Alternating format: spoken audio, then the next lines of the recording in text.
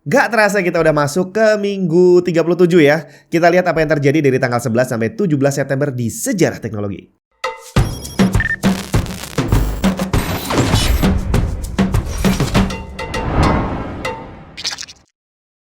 Main game online jangan sampai terganggu karena koneksi yang gak stabil.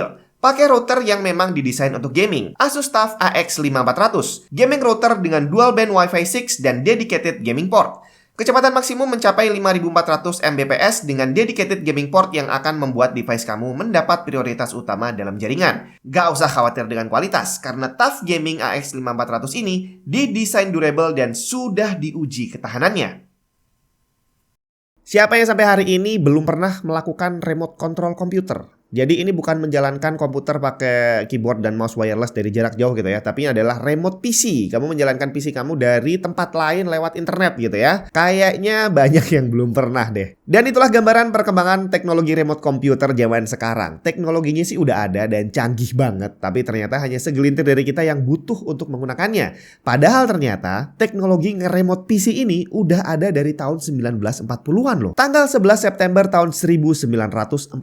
Remote computation didemonstrasikan untuk pertama kalinya pada sebuah pertemuan di American Mathematical Society di Dartmouth College. Peneliti dari Bell Laboratories, George Tibbits, menyiapkan terminal untuk para peserta untuk bisa melakukan remote calculation menggunakan jalur telepon dengan kompleks number kalkulator milik Bell Labs di New York City. Sedangkan untuk koneksinya sendiri sudah dites dan sudah dipastikan berjalan di tanggal 9 Septembernya. Dan momen ini diabadikan dalam bentuk plakat yang ditempel di depan McNutt Hall di Dartmouth College. Semua gadget yang kita kenal sekarang ini tersusun dari komponen yang namanya berbagai macam, Bre. Kita bisa nyebutnya microchip, microcontroller, microprosesor, dan segala macam nama lainnya. Mereka adalah komponen yang tersusun dari komponen kecil lainnya yang disebut IC atau Integrated Circuit. Jadi seandainya tidak ada IC atau Integrated Circuit, kita nggak akan bisa bertemu dengan teknologi seperti yang kita tahu sekarang ini. Karena itu kita harus berterima kasih sama Pak Jack Kilby, salah satu penemu IC yang berhasil melakukan tes pertama kalinya di tanggal 12 September tahun 1958 di Texas Instruments untuk membuktikan bahwa resistor dan kapasitor bisa bekerja bersama di atas sebuah material semikonduktor. Dan akhirnya Pak Jack Kilby barengan sama Bob Noyce dinobatkan sebagai penemu integrated circuit. Ada banyak Osborne yang kita kenal di dunia. Dari Ozzy Osbourne sampai seorang ilmuwan bernama Norman Osborn.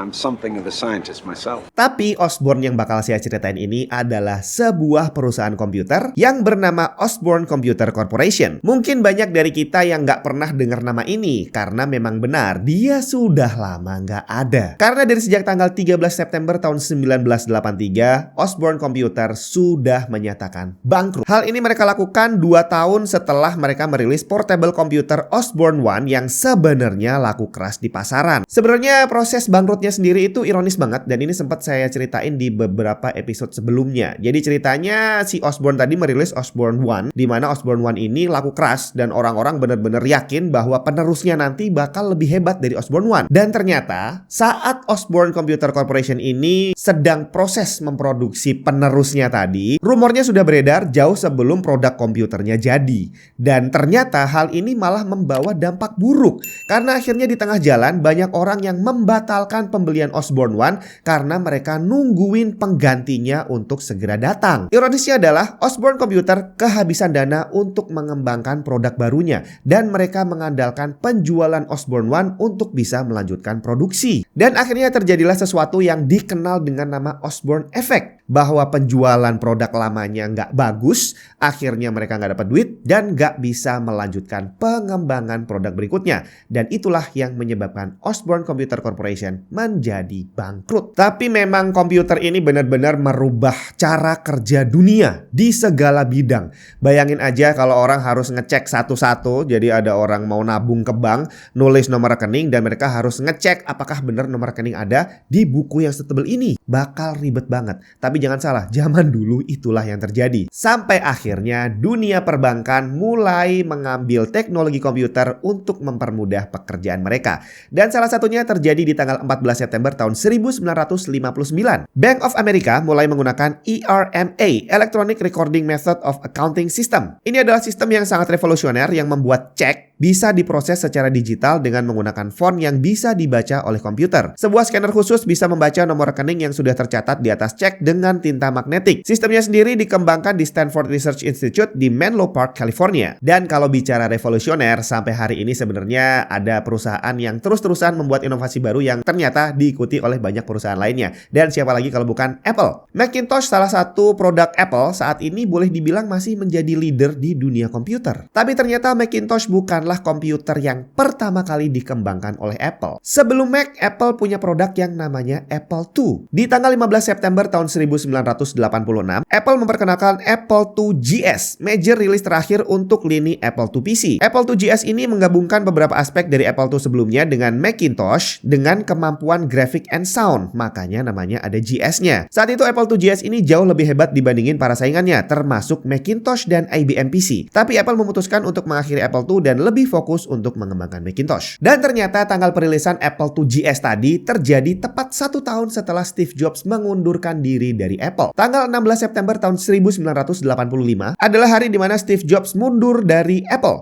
Dia mengundurkan diri 5 bulan setelah kehilangan kontrol perusahaan saat beradu argumen dengan John Sculley, orang yang dia rekrut sendiri untuk menjadi CEO Apple. Bisa gitu ya, owner dipecat sama karyawannya sendiri. Tapi namanya orang hebat yang punya visi yang jelas, walaupun dia dikeluarkan di satu tempat, dia akan tetap berkembang di tempat lain. Dan itulah yang terjadi dengan Steve Jobs. Begitu keluar dari Apple, dia mendirikan Next dan membeli Pixar Studio. Dan tepat 12 tahun kemudian, tanggal 16 September tahun 1997, nama Steve Jobs muncul lagi sebagai interim CEO Apple. Hal ini terjadi 7 bulan setelah Next dibeli oleh Apple. Dan sekali lagi, orang hebat akan terus berkembang dimanapun tempatnya, dan ini sudah dibuktikan oleh Steve Jobs. Tapi jangan salah, bukan cuma Apple yang terus-terusan berkembang. Perusahaan lain juga melakukan hal yang sama. Dan tepat juga di tanggal 16 September tahun 1997, Microsoft Corp memamerkan versi baru dari Web TV setelah mereka membeli sebuah perusahaan startup di Silicon Valley dengan harga 425 juta US dollar. Microsoft saat itu benar-benar berusaha untuk mengintegrasikan internet dengan kehidupan sehari-hari user mereka, terutama pengguna TV. Mengingat saat itu lebih banyak orang punya TV dibandingin punya PC. Tujuannya jelas, membuat orang bukan cuma bisa nonton TV doang, tapi juga bisa langsung terhubung ke internet dan melakukan semua hal di TV-nya, termasuk belanja online misalkan. Dan walaupun perkembangan TV digabungin dengan internet sempat terhenti, akhirnya sekarang terjadi lagi karena sekarang udah banyak yang namanya Smart TV. Dan terakhir dari teknologi antariksa. Kalau dengar nama Enterprise, yang terlintas di kepala saya adalah pesawat antariksa yang ada di film Star Trek. Tapi ternyata Enterprise ada versi realnya loh. Tanggal 17 September tahun 1976, NASA melakukan pengiriman Space Shuttle pertama mereka yang diberi nama Enterprise. Dan dari rombongan orang yang menyaksikan proses pengirimannya, ada perwakilan aktor dari serial TV Star Trek. Awalnya pesawat ini dikasih nama Constitution, tapi karena banyak mendapat masukan dari para fansnya Star Trek, akhirnya namanya dirubah menjadi Enterprise. Tapi sepertinya namanya lebih bagus nggak usah diganti Enterprise deh, karena ternyata Enterprise ini hanya sekedar prototype. Dan selama dia digunakan, nggak pernah terbang ke luar angkasa sama sekali. Dia nggak punya mesin yang cukup kuat dan nggak punya heat shield untuk bisa keluar angkasa. Dan pada prakteknya, Enterprise memang sudah menjalani banyak percobaan penerbangan di dalam atmosfer dan rencananya akan dimodifikasi untuk bisa pergi ke luar angkasa beneran. Tapi setelah dihitung-hitung lagi, ternyata biaya untuk memodifikasinya malah justru jauh lebih mahal dibandingin bikin pesawat baru. Dan itulah tadi sejarah teknologi yang terjadi di minggu ini. Kalau pengen tahu kelanjutannya, tungguin episode berikutnya minggu depan.